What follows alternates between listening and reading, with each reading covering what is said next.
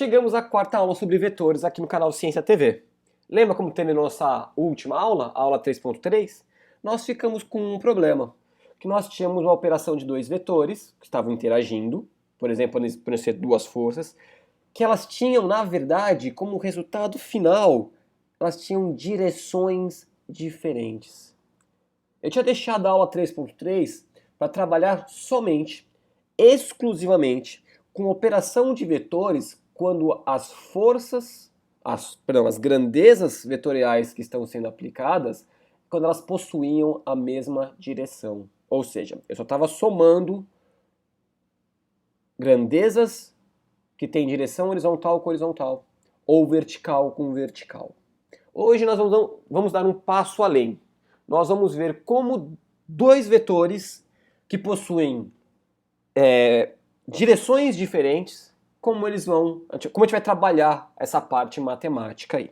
Para isso, eu vou trazer aqui um vetor, tá? Uma situação que nós tínhamos lá naquela aula, em que eu tenho, por exemplo, um vetor vertical, correto? Deixa eu melhorar um pouquinho isso daqui. Eu tenho um vetor vertical e tenho também um vetor horizontal. Ok? Então, como que será que isso aconteceria? Então, imagine que a situação é essa, né? Ó, nós temos um vetor para cima, um vetor para a direita, cuja intensidade deles está resumida aqui. Cada quadradinho valendo uma unidade. Então, 1, 2, 3, 4, correto? E aqui nós teríamos uma intensidade de 3. Então, eu gostaria que você fizesse a seguinte analogia. Imagine isso na sua cabeça. Imagine que eu tenho um objeto aqui, que pode ser uma cadeira, e uma pessoa puxa com uma certa força, no caso aqui de 4, para cima, só que ao mesmo tempo que essa pessoa está puxando essa cadeira para cima, uma outra pessoa está puxando ela também para a direita, só que com uma força menor. O que será então que vai acontecer com essa cadeira? Ela vai sair aqui na diagonal, não é verdade? Na diagonal.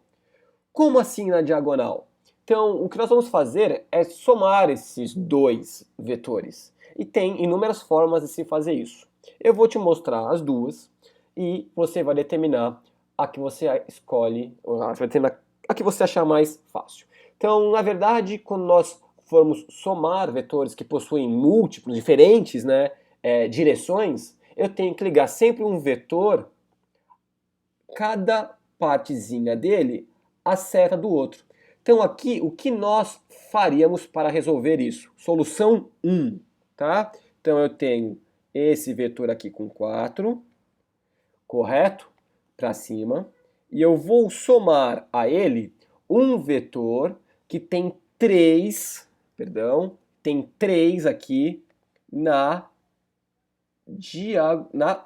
horizontal, para a direita.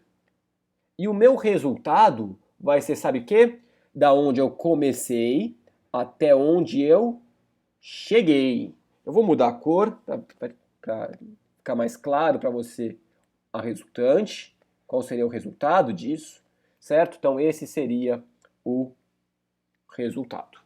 Uma diagonal aqui pra gente. Então nós já temos uma primeira solução aqui, né? Então, modo 1, que você vai escolher o que você acha melhor. Modo 1, que é fazendo uma ligação de um no outro. Os professores dizem que é só ligar, só que é uma grande safadeza, que é um botando no rabo do outro. Cada um leva a vida como quiser, explica como quiser, mas tá aqui, eu tenho que ligar a extremidade de um à seta do outro, ok? O segundo modo que eu gosto de explicar pode ser esse daqui, ó, modo 2, que na verdade eu vou trazer aqui para cima mesmo, certo? O que eu faço nesse modo 2? Quando tenho dois vetores interagindo, é só fazer vetores, na verdade, paralelos a eles, lá na outra extremidade. Então, por exemplo, o que eu faria aqui? Um vetor paralelo aqui, que eu estou traçando aqui, de mesmo tamanho, para representar a mesma intensidade, e um vetor paralelo a esse aqui, deste lado. Ok? E o ponto onde eles se interceptam, onde eles se cruzam, seria o ponto que eu tenho que ligar o meu resultante. O meu vetor resultante, portanto, seria este daqui, que me dá exatamente a mesma coisa que o exemplo de baixo, o modo de baixo, correto? Percebeu? Então, tanto faz qual modo você vai querer utilizar para calcular o vetor resultante quando os vetores têm direções diferentes. Correto? Tranquilo isso? Primeiro passo, então, nós já demos, que é determinar qual é a direção e o sentido deste vetor resultante.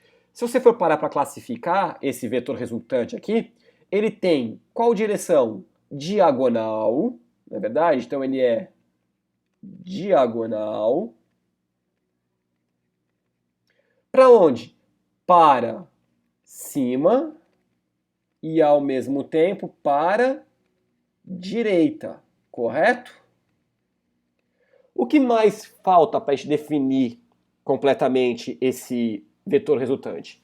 A intensidade, o valor, qual o tamanho desta reta aqui? E aí que a gente entra com um pouco de matemática, que na verdade ela é bem básica, correto? Se você for parar para imaginar, tanto por esse modo quanto por este modo, nós temos um triângulo. Um triângulo retângulo nesse caso. Então, quando as forças que são aplicadas, as grandezas vetoriais estão sendo avaliadas, melhor dizendo, elas são ortogonais, certo? Formam um ângulo de 90 graus aqui, nós percebemos que nós temos um triângulo retângulo, que é esse caso aqui, ou aqui, se você preferir, por este modo 1 aqui. Correto? Então eu vou resolver até por aqui, porque tanto faz ser por aqui ou por aqui.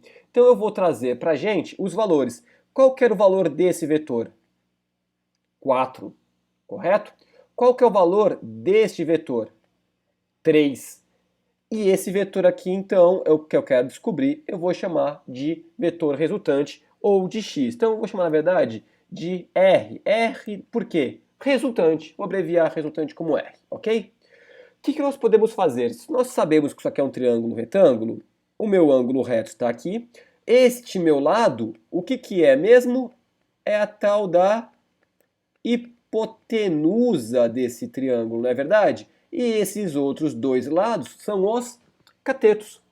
Como que nós fazemos mesmo para calcular a hipotenusa quando nós temos os valores dos catetos?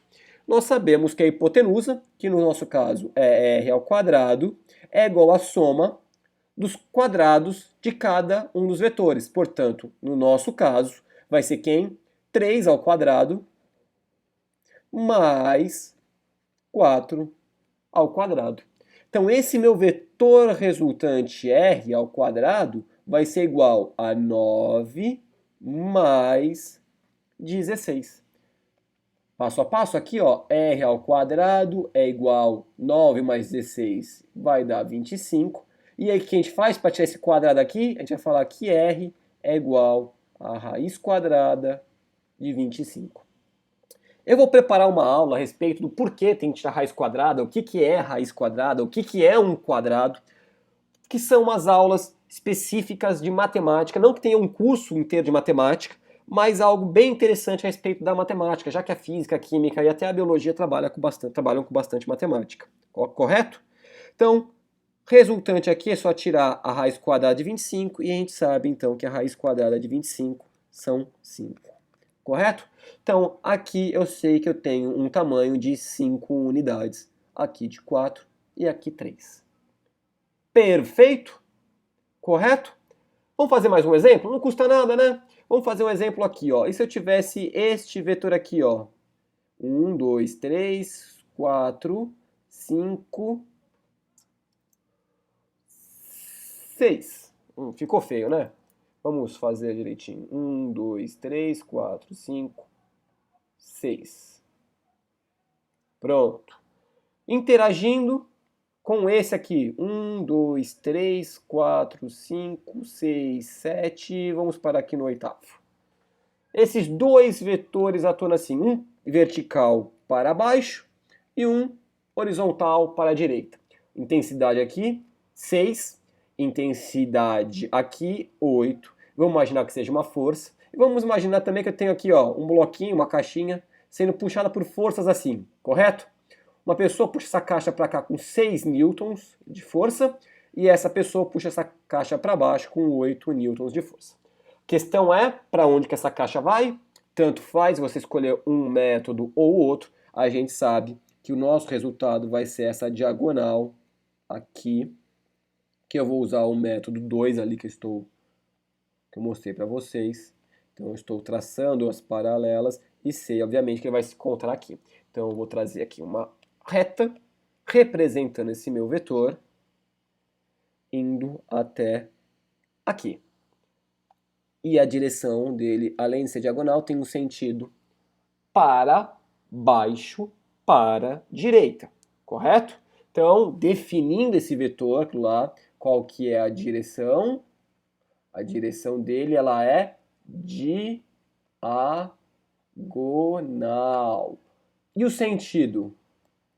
O sentido dela vai ser para baixo e para direita, correto? Concorda comigo? Qual que é a intensidade? Certo? Como que nós vamos fazer para calcular esta intensidade aqui? Então, o que nós temos? Temos aqui um triângulo retângulo, temos dois, na verdade, né? Ó, vou representar por esse daqui. Vou dizer que aqui também tem 6, porque daqui até aqui tem 6, na verdade. Vou calcular, então, esta resultante aqui, que é minha hipotenusa. Resultante ao quadrado é igual a 6 ao quadrado mais 8 ao quadrado. Pitágoras, né? Então, quanto vai dar isso pra gente? R quadrado igual 36 mais 64. R quadrado. Isso aqui vai dar 100, essa conta. Qual é a raiz quadrada de 100? Vou colocar o resultado direto aqui. Raiz quadrada de 100 vale 10. Então, a minha intensidade, isso aqui são newtons, né? 10 newtons. Tranquilo isso? Simples? Foi difícil? Não? Pois é. O que nós vamos fazer então na próxima aula? Na próxima aula nós vamos ver o que acontece quando nós temos direções, por exemplo, um horizontal e um diagonal. Elas não vão mais ser horizontal e vertical simplesmente. Isso a gente vai ver na próxima aula e depois vai fazer uma série de exemplos calculando coisas um pouco mais reais para trazer toda essa teoria um pouco mais para a prática. Te vejo logo mais. Um abraço.